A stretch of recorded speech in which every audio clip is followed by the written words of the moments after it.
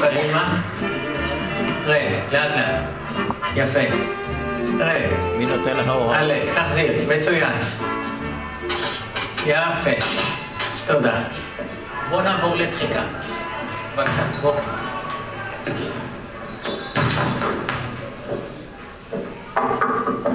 אנטרה. שלום וברכה. שלום, שלום. אני משה. אני גונר. וגם אני משה. אתה... ז'וריסט. כן, אבל משה, איזה משקל זה? זה משקל של 40 קילו. אני יכול להרים דבר כזה? אתה יכול לנסות? זה 40 קילו? 40 הוציא קילו. ידיים, רגע, טוב שהידיים קודם כל. אוקיי. זה בדחיקה מה שנקרא עכשיו אני עושה? זה אתה מעלה את הרגליים החזה, מה שקרוי בסדר? פלינג. כן. ושלוש, ארבע רגע, אני צריך להוציא אוויר, נכון? לא, להוציא אוויר שמרים. כל הכבוד. יפה.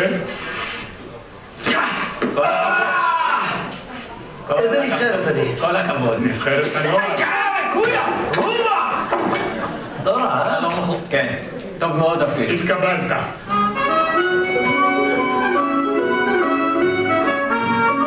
על אלוף.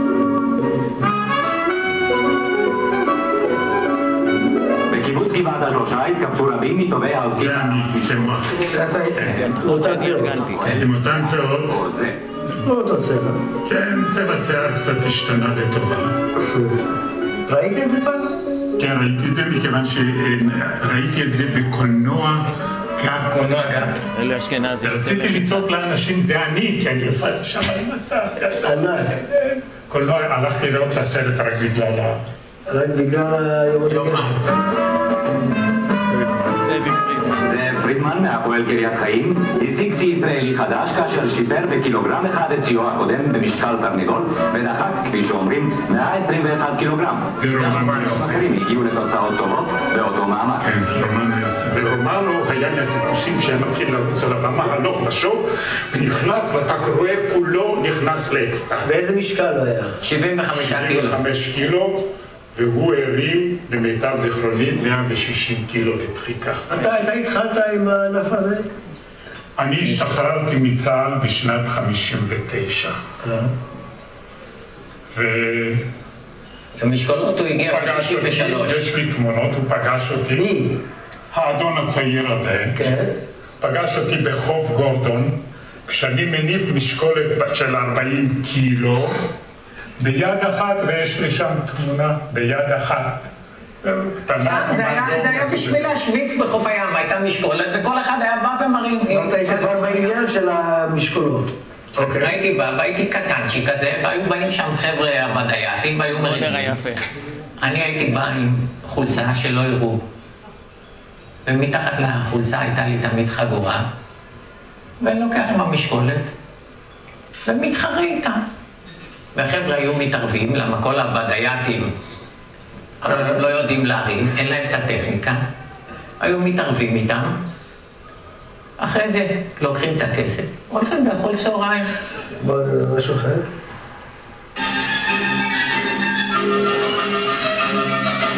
האליפות השנתית של הפועל בהרמת משקלות נערכה בציון יעקב באולם מועצת הפועלים המקומית. אתם לא מזהים אף אחד? מה זאת אני שם? זה? כן. מרימי משקלות בסניפי הפועל ברחבי הארץ אשר הציגו שיאי הפועל ושיאי ישראל החדשים. כזכור השתתפה ישראל בענף הרמת המשקלות גם באולימפיאדת רומא. לאן נעלם הספורט הזה?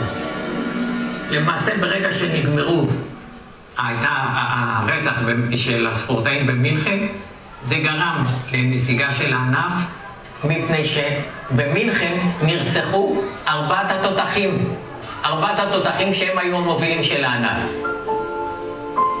האבל הכבד מתמקד בנמל התעופה לוד. כאן, על הרחבה המערבית של נמל התעופה, יערך טקס האזכרה הראשון בארץ לחללי מינכן. כך על גבי הקומנדקרים מגיעים לכאן ארונותיהם של בכירי הספורט הישראלי. ישראל שיקלה את נבחרתה בהרמת משקלות, עבדו לה הטובים שבמתאבקיה, המאמנים הלאומיים בסייף, באתלטיקה ובקליעה, והשופטים הבינלאומיים בהיאבקות ובהרמת משקלות. ברגע שהם נהרגו הרבה אנשים שהשתתפו בענף הזה, איבדו חשק. מה זה כאילו קרמה רעה זה עשה לענף הזה? מה? בדיוק, בדיוק. אתה חושב שזו הסיבה שזה? גם אני נפצעתי כמה חודשים לפני זה בשירות מילואים. היית אמור להיות שם?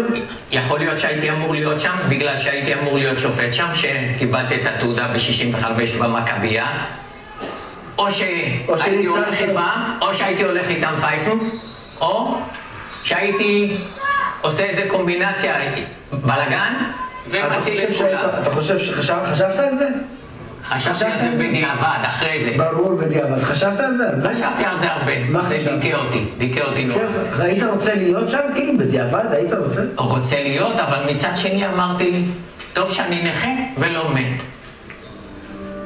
בתחרויות פתיחת העונה בעברית שנערכו באולם קולנוע נוגה ביפו ובשבילה רמת הימנית שנערכה בין נבחרות ישראל ויוון, גמרה הנבחרת היוונית חנזון מישראל. הסופר חיים גורי כתב, גם אנחנו חילקנו חתימות בפנקסי המעריצים.